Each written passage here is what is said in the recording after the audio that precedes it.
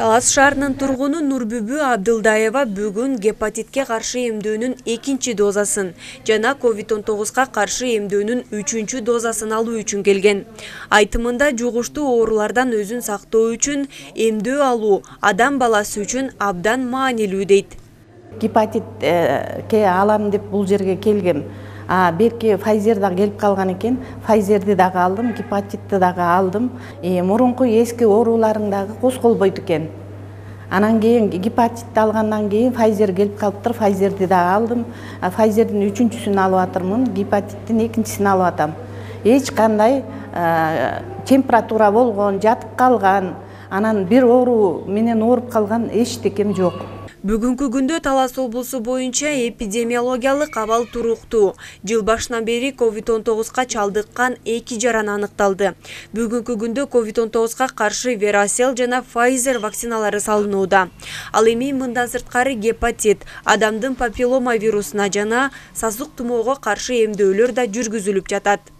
Баягы 2 доза ал элек болсо 2 доза, азыр 3, 4 дозалары салынат да, ушулардын баардыгын 90%га чейин биз эмдөө жүргүзүшүбүз керек.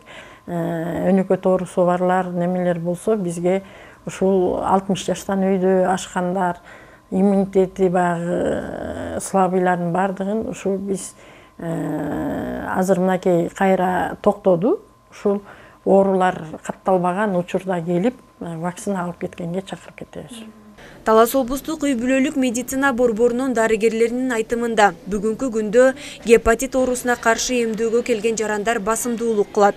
Учурда облус боюнча гепатит Б оорусуна каршы 1 доза менен 5256, 2 доза менен 3146 жана 3 доза менен 31 жаран эмделди.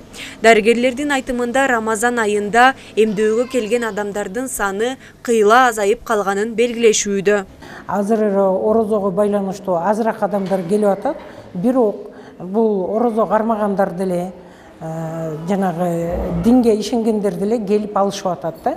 Ар кандай себептер менен билбейм эмне үчүн орозодо болбойт дешип атат да. Орозодо болот, алышып атат.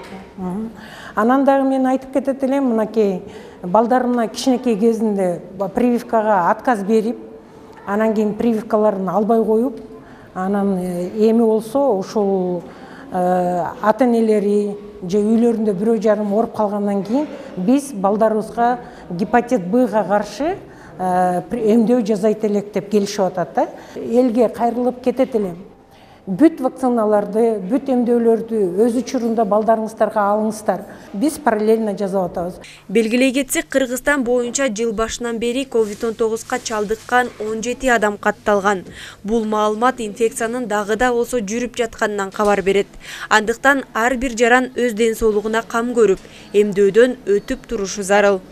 Жаркынай Тургунбекова, Чыңгыз Бокошев, Эркинай Жумабекова, Талас шаары.